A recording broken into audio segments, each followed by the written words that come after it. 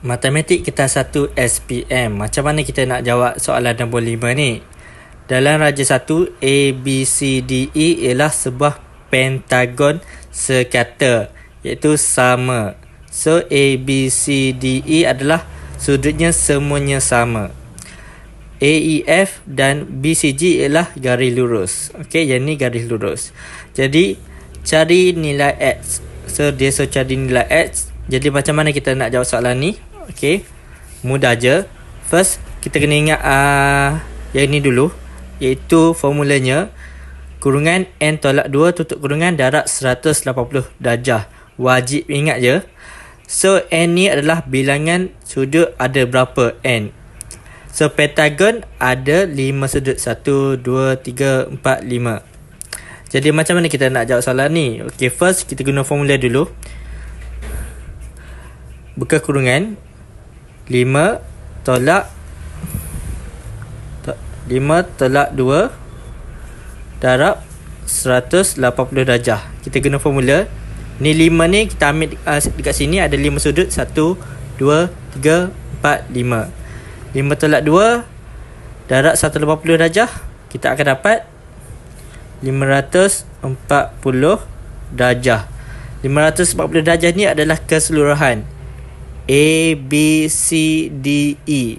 Keseluruhan. Jadi macam mana kita nak dapatkan satu sudut je? So anda kena ingat sudut EAB sama dengan sudut ABC. Dia sama.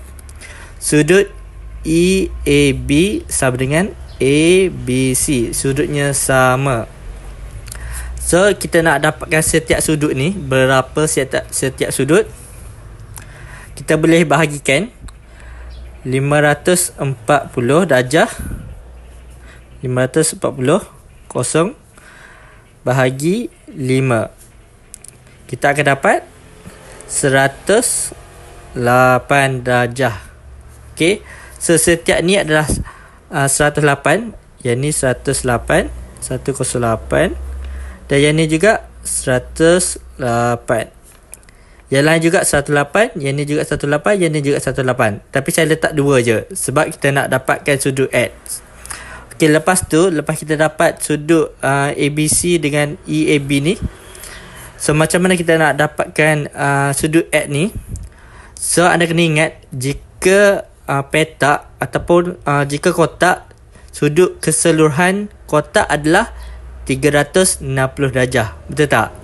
Jadi, untuk dapatkan nilai X, kita perlukan sudut 360 darjah.